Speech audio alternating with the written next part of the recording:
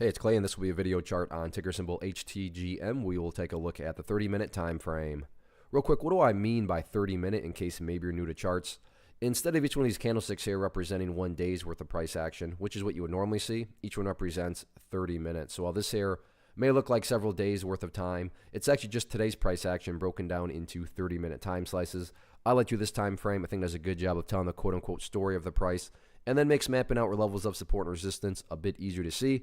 I don't mean to state the obvious, but I will anyways. Absolutely monster move today, not only from a price action perspective, but you look down here at the volume, and by far the biggest volume this chart has had for quite a while. So a lot of eyeballs on this one, so let's map out some levels of support.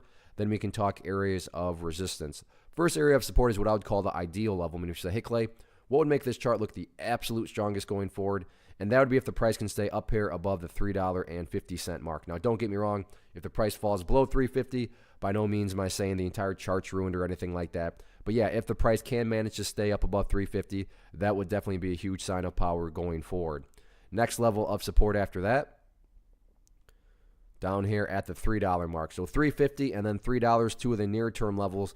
Taking a step back and looking at the big picture of things. So this definitely assumes you care more so about a broader time horizon. But that is where the purple line comes into play, which is the 50-period simple moving average. Keyword being moving. As time goes by, that purple line is going to move itself higher and higher. So if you're somebody that's sitting there saying, look, Clay, I just want a way to gauge the health of the move. This right here, of course, being defined as, quote-unquote, the move. So how do you gauge the health of that? Again, use that purple line. As the purple line moves itself higher and higher, as long as the price stays above it, then the bulls are in full health, the bulls are in full control. However you can best visualize that, no questions asked. Again, yeah, if the price can stay above $3.50, that would be a huge sign of strength. But from the broad scope of things, as long as the price stays above that purple line, then the overall trend is fully in the bulls' favor. As far as levels of resistance, I'm not even going to talk about those because, in my opinion, breaking levels of resistance, not really a huge priority right now.